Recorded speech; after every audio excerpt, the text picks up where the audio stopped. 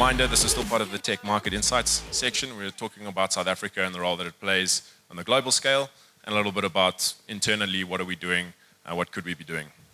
So if we can start with you, Devina.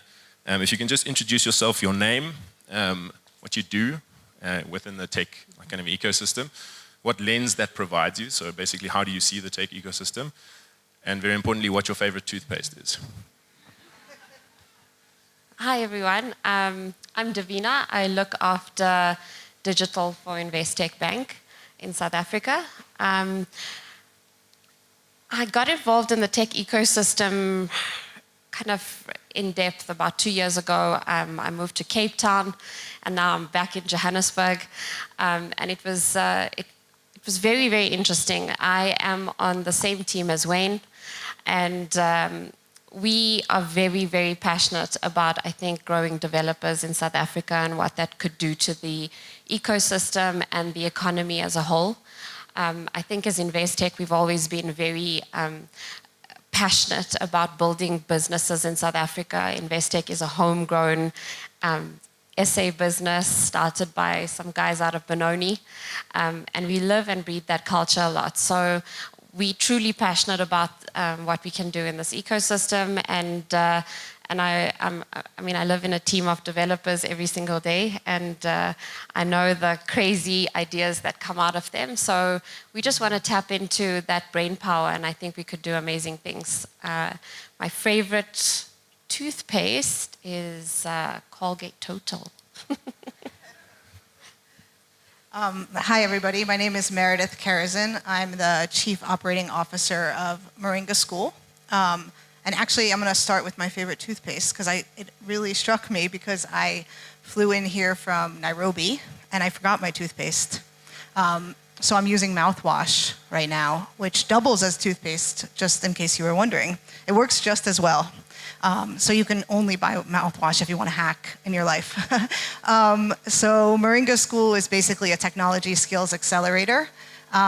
We were founded to bridge the skills gap. So essentially, between the skills that young adults have, our primary audience is 18 to 24-year-olds, so university-aged individuals, and what companies actually need. And we train mainly in software development is our flagship program. We run a 6-month-long accelerated learning program, after which we have a 90% job placement rate. And we recently started a data science program as well. And I guess the advantage that I speak from is about this skills development space, but also we're operating a program in Nairobi. We trained about 1,000 individuals this year. We also run a program in Kigali in Rwanda. We've run programs before in Accra, also in Kampala, and we're exploring South Africa. So I guess I speak from a kind of Pan-African perspective. Hello. My favorite toothpaste is salt. So I can forget my toothpaste. I can always get a packet of salt and do that. Just because we couldn't afford toothpaste when I was growing up. Still Marlon. The lens, I think the lens from my side is also very much looking at the skill gaps and trying to kind of get young people into opportunities, but also really to kind of push the diversity side of things in the technology ecosystems. I mean, that's my interest, and where I believe we have still got a lot of room for growth as a country, but also on the continent. Awesome. Thank you so much. So I also just want to make apologies for Antonia Norman. She couldn't be here today. She is on the agenda, but she's not going to be part of the panel today. So I'd like to start with you, Marlon. I have a write-up of each of you, so I'm pretty armed here. One of the sentences in this is, we have to make sure that existing inequalities do not expand as tech evolves. I found that really striking. We've talked quite a bit about the opportunities that tech presents us and how kind of impactful that can be, but this is basically saying, look, there's potentially a threat couched in this opportunity. Can you unpack that a little bit for us? Yeah, I mean, we all talk about artificial intelligence and the possibilities around some of these new technologies. The key thing around this is, as much as it's creating an opportunity, it's also driving a wedge around inequalities. Because as we are trying to kind of push more people into saying, this is the leading technologies that's gonna change the way we do things, the way we operate, we find still people on the ground that are still struggling with very basic digital skills. And one of our mandates has always been that we leave nobody behind. And it's something that we have to try and learn because we can build complex systems and I can be very proud of that. But when that complex system is excluding people from participating in what you are building, then you're actually increasing the inequality through the technology that you are building. And it's a big thing to consider when you are building tech or building platforms. So for me, it's always been that as we adopt more of these new technologies, that we should not forget those, the people that are not in the position of privilege that all of us are in. And how do we become intentional in bringing them along on this journey? And there's a couple of amazing projects and programs like what you are doing and a number of people are doing in trying to bridge that gap. But I do think as a collective developer community, all of us have got a role to play in that. Be it from contributing directly into programs or mentoring, or to the fact that when we are building platforms, that we are considerate of people that might not be able to use your platform because it's so complex. And I think those are kind of things that how we can begin to change that from an inequality perspective. Thanks, Marlon. So Meredith, your Pan-African context is kind of a leave no man behind strategy, and you're operating across many regions in Africa. Have you seen trends within those different countries with this skills gap that are worth kind of talking about today and contrasting with potentially what's happening in South Africa? Yeah, first what I would say is that a lot of people think of their own ecosystem as really unique. And I think it is unique, but the problems are pretty much the same. I think across Africa, there is this problem, as Marlon was saying as well, between the skills that people get from the formal education system and what they actually need to be able to do well in the workplace. And so, back to kind of the founding story behind Moringa School, our CEO, Audrey, was working as an investor on the continent. She found that a lot of the startups didn't have the technical talent that they needed, and she went to go figure out, what are people learning in school? How are they learning? And a lot of individuals were learning things that were too theoretical, or outdated languages, or in worst case scenarios, like learning how to code on paper. And so I think the problems are fairly similar across the board when it comes to looking for that talent. For those that are looking to hire tech talent, they encounter this issue of not being able to find it. But I think how different ecosystems are solving that problem is where the difference lies. I think, for instance, in Nairobi, it's a very much like a private sector that's solving that. The government is not so involved in that. Whereas when we work in Kigali, that is very much a governmental type of solution. They have invested a lot in innovation. There's a Kigali Innovation City. They're trying to bring in BPO providers and so on and so forth. And I think for South Africa, I actually really resonated with what Philip was saying in the beginning, because I think it's a great place to be a developer. And I also think that I see a lot of different ecosystem players working together, more than I've seen in other environments. The private sector, nonprofits, the public sector, all kind of coming together. So I feel quite actually inspired by what's happening here.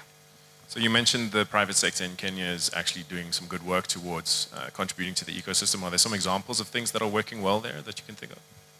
Yeah, so one thing that I think could be really interesting here is we worked with the largest telecommunications company in Nairobi, Safaricom, on a digital reskilling program.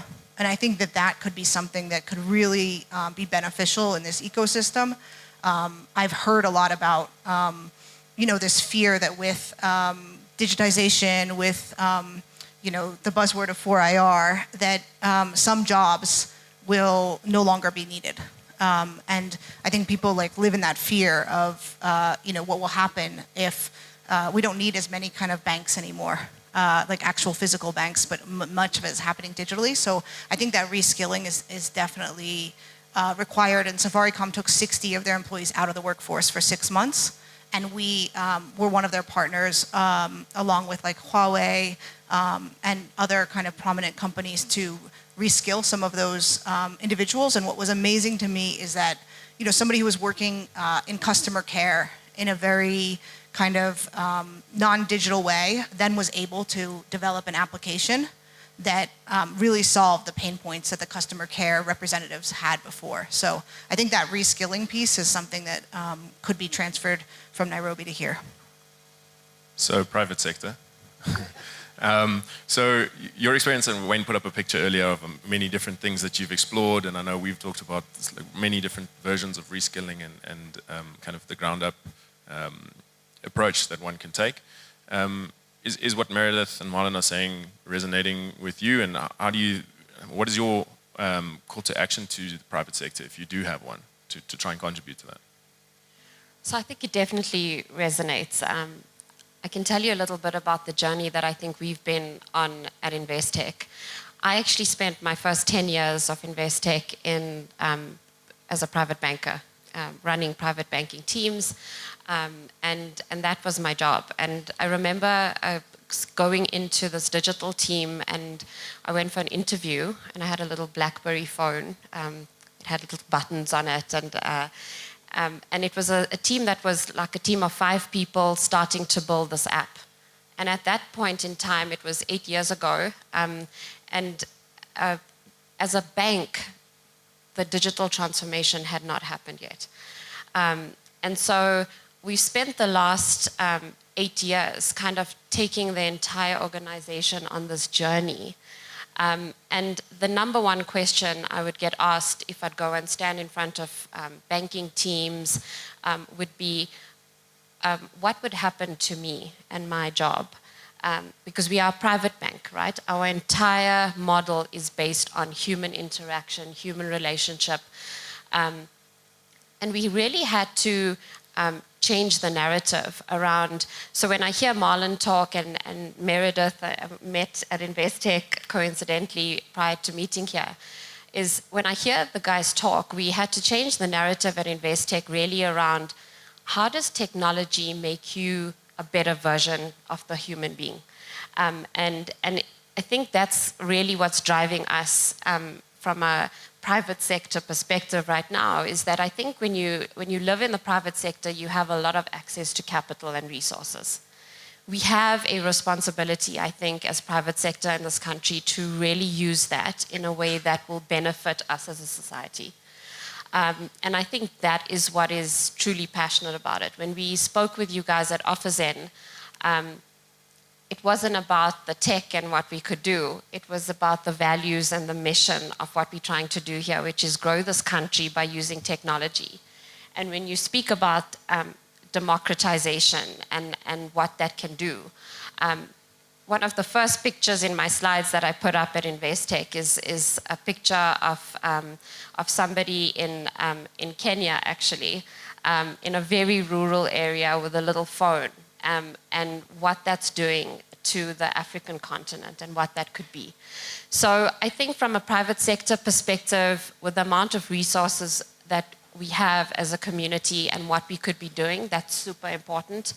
When we talk about banking, programmable banking, all of these types of stuff, it really is to me around financial inclusion and what that does to us as an industry.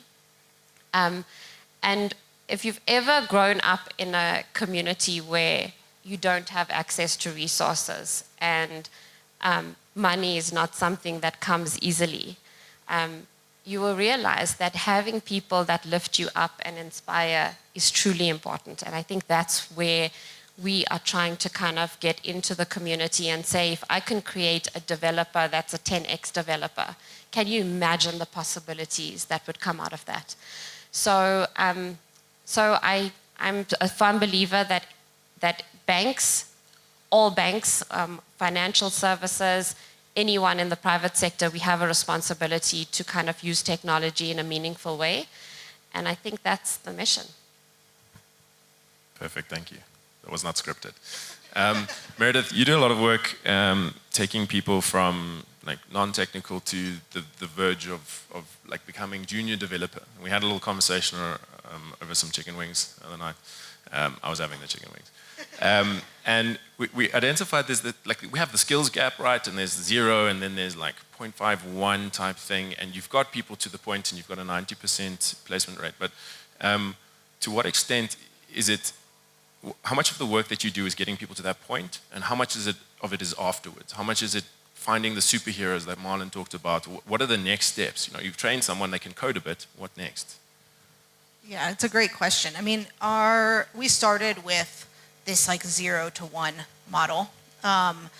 Basically, our mission is to allow people to be able to launch and build their careers in the tech space. And so I think that for me, I mean, the way our approach around that is around a learning model that mimics the job environment. That's very market aligned. Market aligned doesn't just mean like our curriculum. Actually, our original curriculum came from a boot camp in Silicon Valley called Hack Reactor, but it's totally different now because it's important for it to be localized for whatever ecosystem we're working in.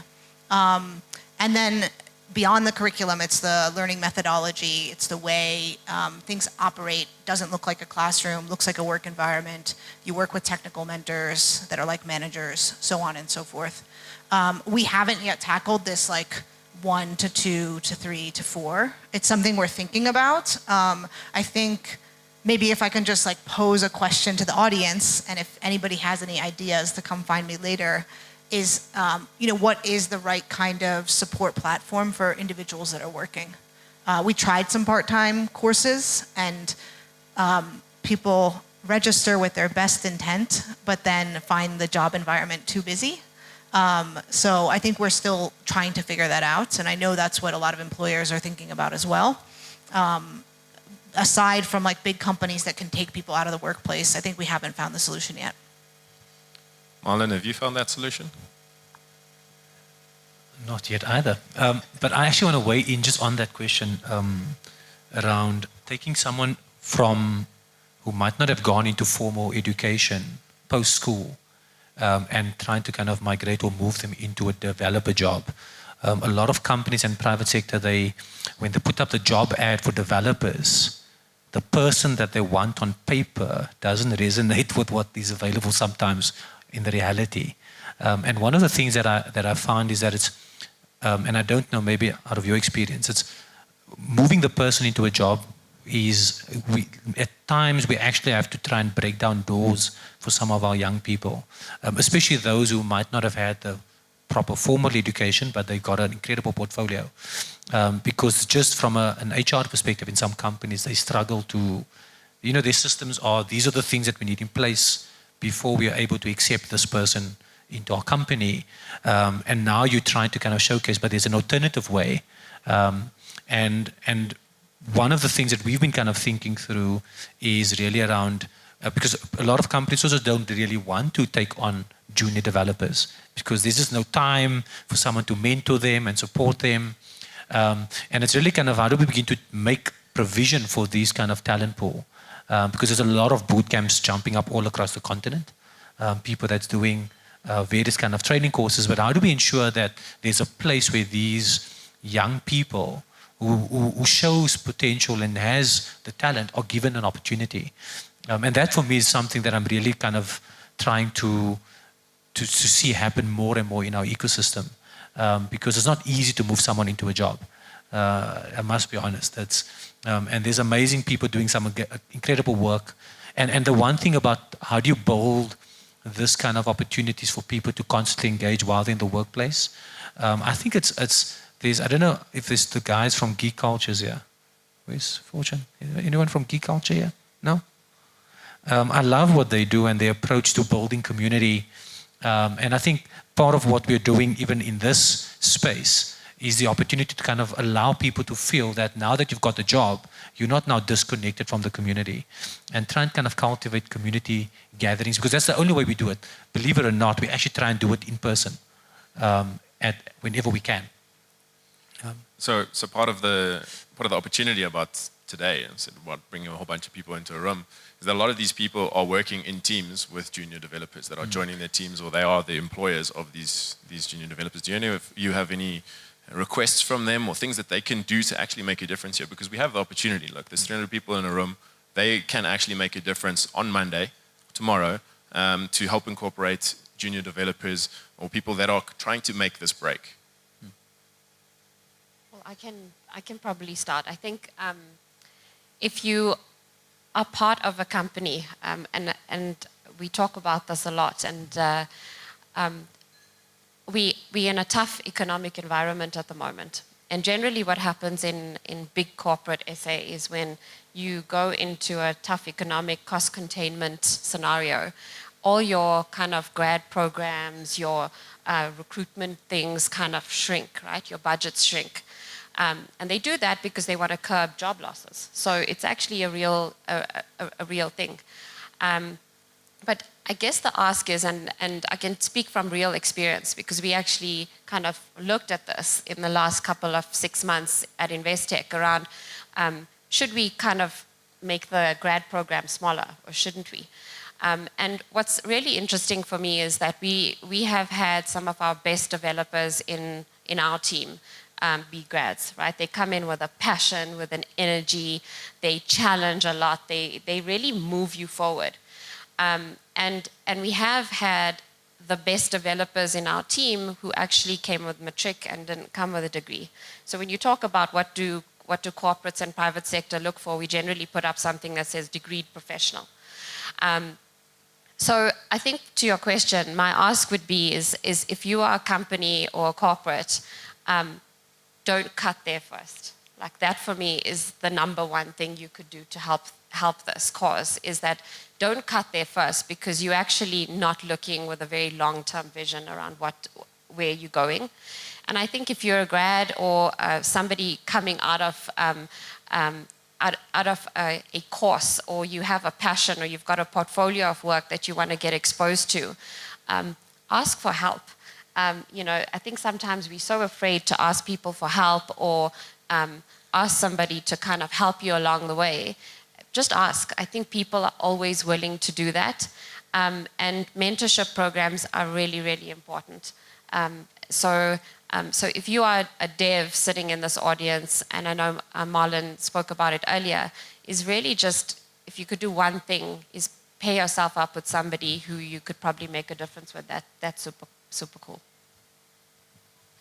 Yeah, I mean, I would echo on most of what you said. I would add, I think the other thing would be to give feedback.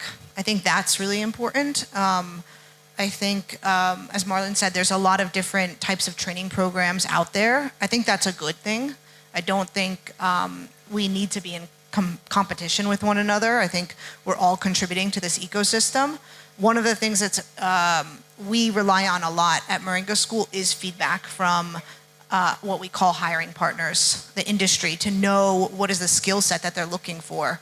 And it's really important for us to get that feedback, because that's how we can change our curriculum, that's how we can change our learning model, so on and so forth. I thought the OfferZen tech report is like really incredible, because it gives like that kind of broad insights across the industry, which I think is very necessary.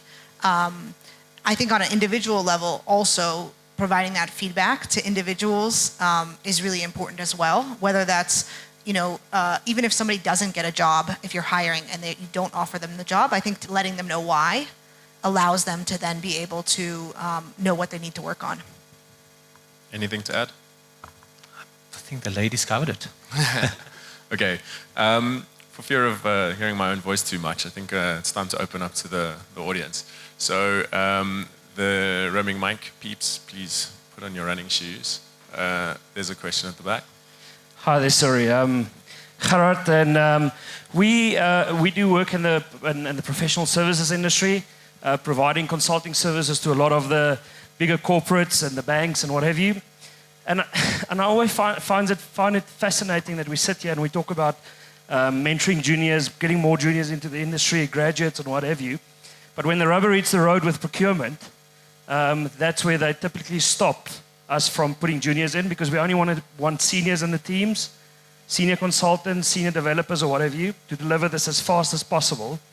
So I think there's a big role to play in moving the conversation from here back to the people that sign off the contracts. Don't know, maybe from Investec, I don't know what you can add there. Well, I'm definitely... Sorry, I'm putting you on the spot. Sorry. No, I'm the one that signs on the contract, so it's definitely, I can answer that.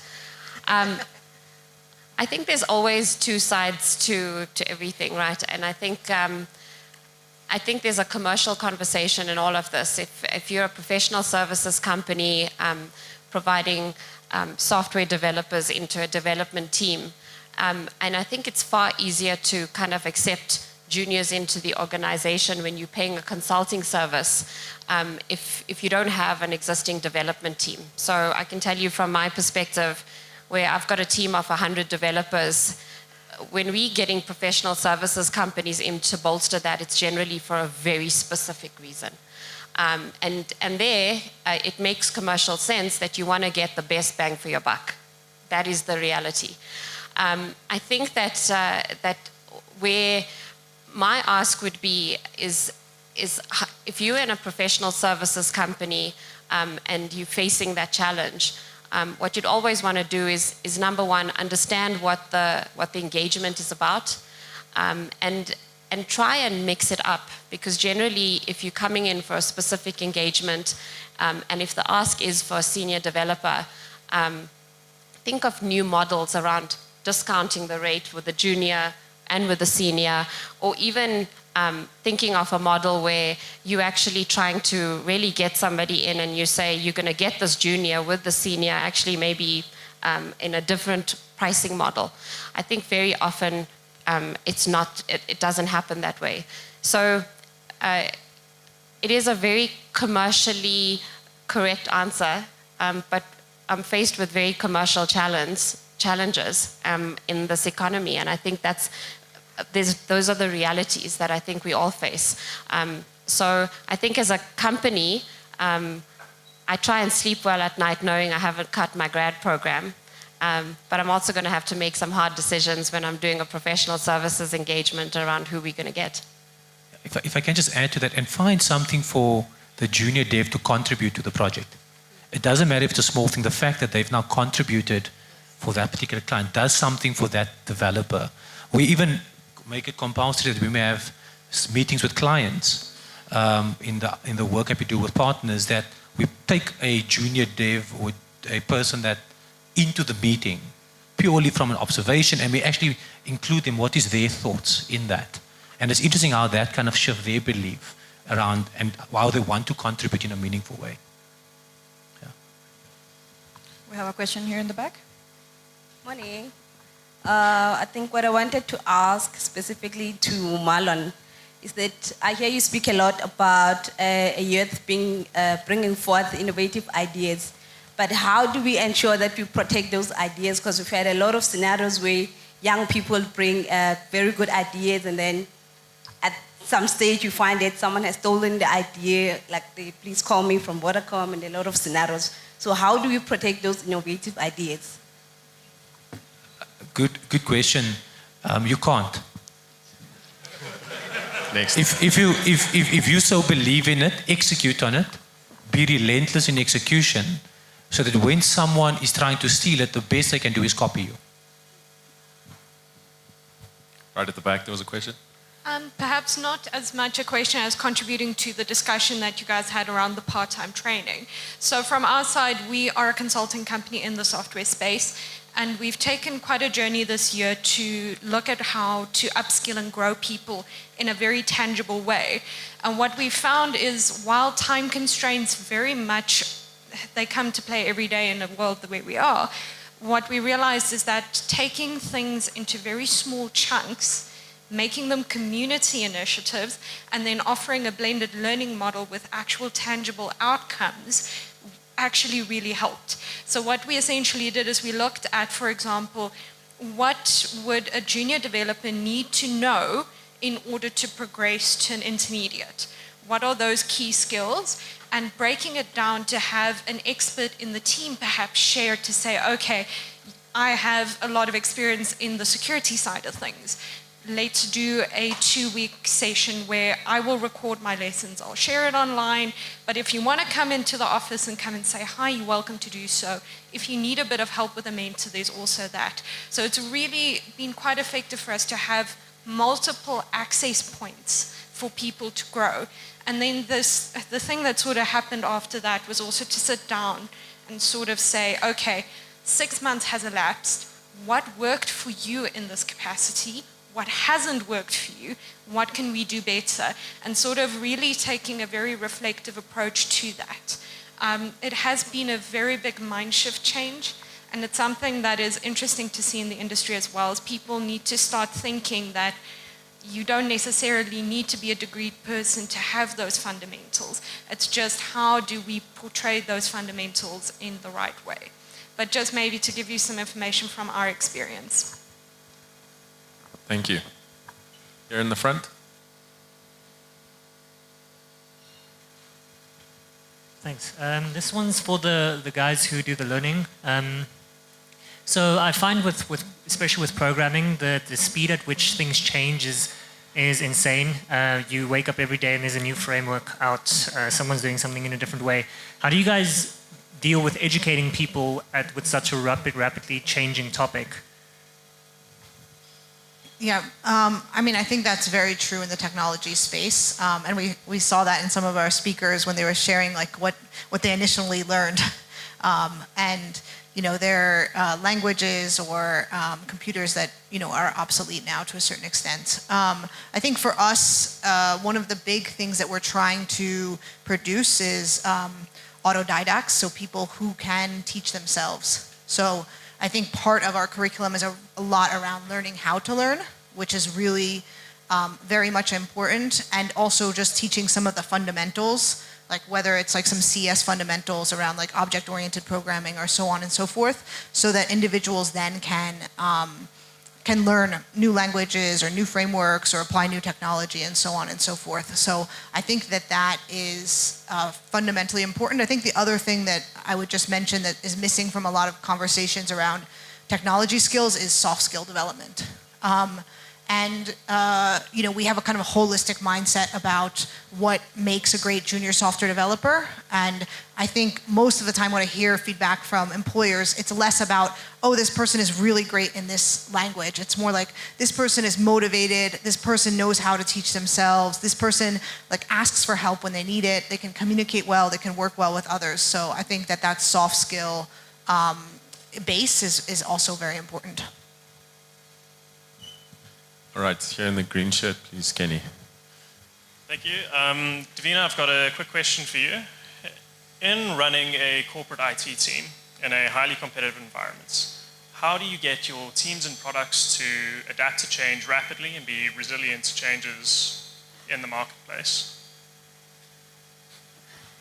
So I think that's the biggest challenge, right? We're busy putting together our digital strategy for next year, and when you're in a big corporate with legacy IT systems, it can get very, very complex. I think the real challenge for us is around creating a high-performing team. So we focus a lot, I think, specifically in our digital team. We run the online and mobile channel for Investec globally. And what we do is we really, really try and work hard around the culture of high-performing tech teams. And what does that mean? And it's not easy, that I can say. It's really hard, to your point around learning and getting guys to understand, that things are moving so quickly every day. And another competitor is coming out with a new product, a new feature. And you've got to be consistently trying to kind of keep up with that.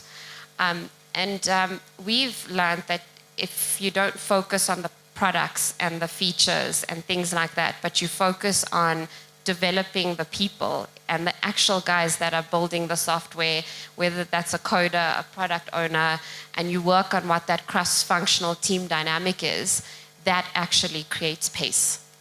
So learning is super keen and very important in our team. We literally like just gave everybody Udemy licenses to say, you're gonna go and like keep learning, and your learning is kind of your own self-development, but we will empower you with whatever tools you need to actually do that. We talk a lot about T-shaped people, so you have a vertical of like real depth around what your skill or your language is, but you've got to kind of learn other new things and consistently try and do that, irrespective of whatever role you are, but I think as a software developer, that's real key.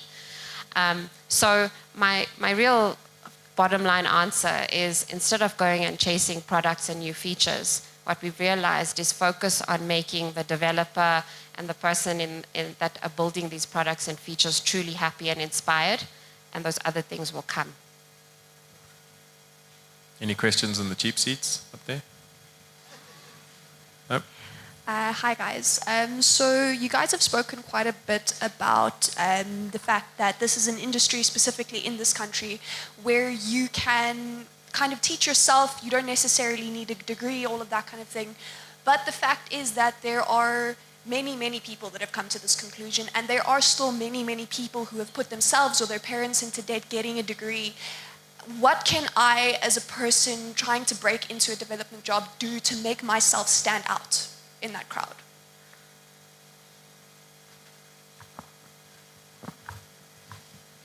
I mean, I think it's a great question. And certainly, I think that even though the data shows that like you can have a degree or not have a degree and you can make the same amount of money, maybe that's not accepted writ large yet. So it's something that we definitely come across as a challenge. I mean, I would say, at least from what I find from our hiring partners, the biggest thing that sets individuals apart is like actual real projects, your portfolio. I think people are looking at like, what can you actually do with your skill set, not just like, what did you learn?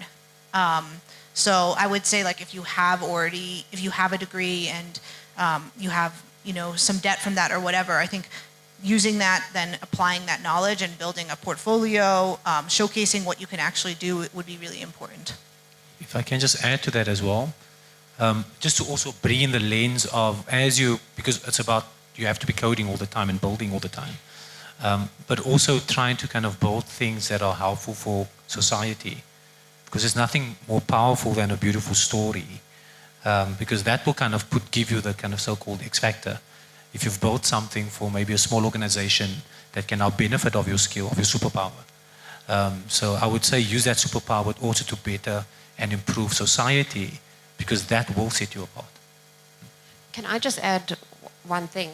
I think it's very important to really understand that in order to build a really, really good product or something that could be commercialized or be part of a very successful technology team, you don't necessarily need to be a software developer. I just want to make that point.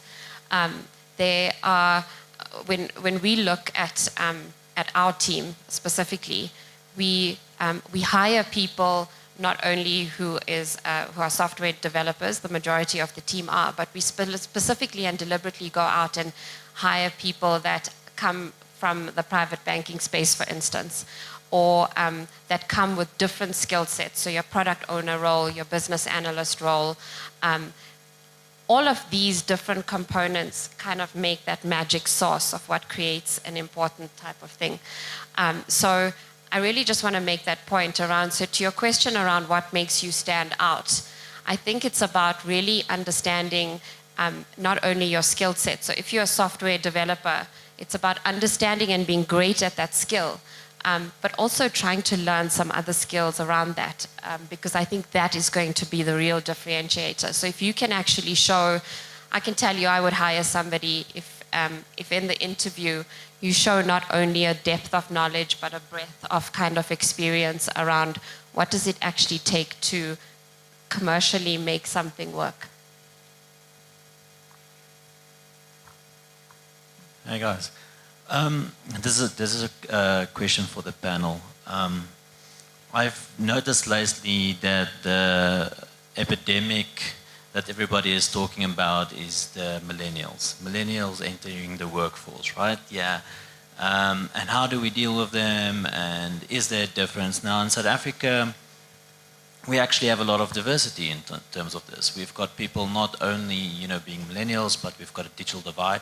People come from spaces that they were unprivileged, having access to data, for example. Now we're sitting with that as well. And I think up until recently, we had a massive problem with understanding different cultures in the workplace. So my question would be, how do you guys see the future of these guys entering the workforce, and how do we handle all of these different challenges that we get, so that we can get the most out of our teams and build software that's international and world-renowned? Thanks. Shall I go with that? So we have a fundamental principle and I think value in our team around diversity of thinking. And I think that for me speaks a lot about bringing in people from all demographics, from different gender, different races, different age groups. We have a running joke with Wayne always in our team about him being the oldest guy in our team. And I think what we realize is that any high-performing team is around diversity of thinking. And you cannot have group think, and having all of the same people is actually the worst thing you could have.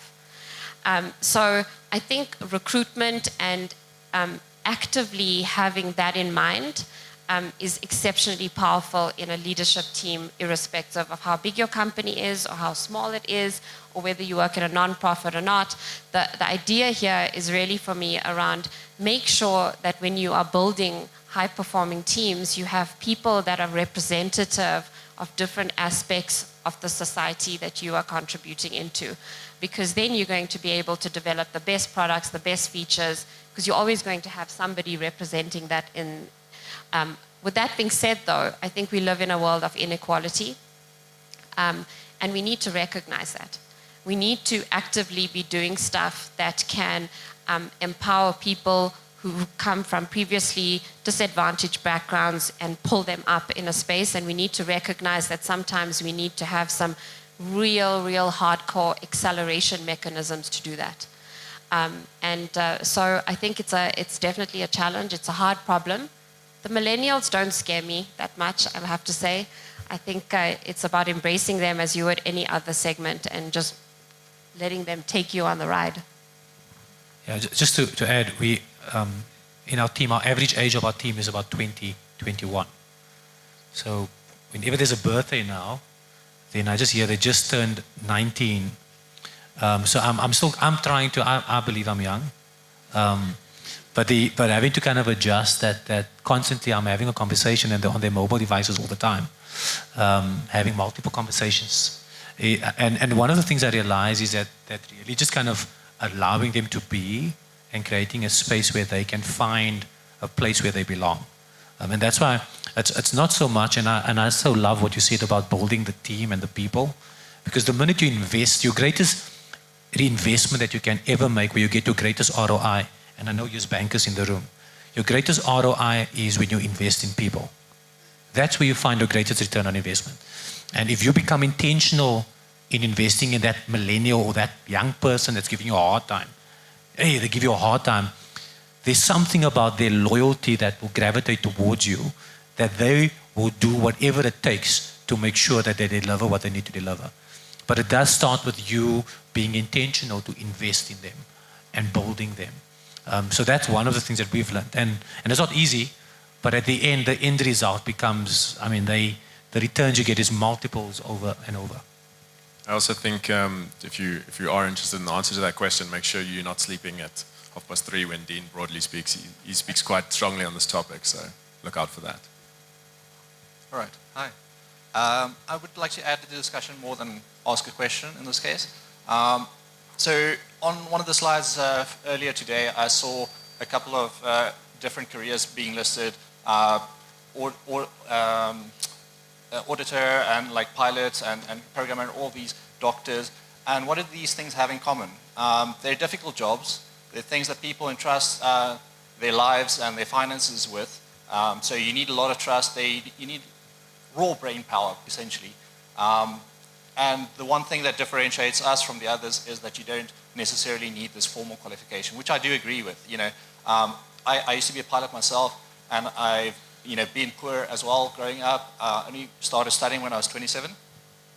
But the point that I'm trying to make is that there's a very clear tension between the market and what we're trying to achieve socially, right? We want to give people the chance, to get into these high-paying careers to improve the society, but the businesses can't make that kind of compromise and hire low-quality, individuals. So I think one doesn't need to sacrifice that. You get people that don't have formal qualifications that do have amazing raw talent, and that's clear from the outset. So people need to focus on that. Don't hire people for the sake of hiring, low-privileged people. Get people with talent, and like Marlon just suggested, those people can be really loyal, and they can really drive the value. They understand what value means. They understand what hard work means, and what differentiating yourself in the marketplace can mean. Thank you. I think if I can just comment, I know I'm not on the panel, but we as a tech recruitment or as a tech marketplace, we see a lot of companies that are trying to deal with this and grapple with this.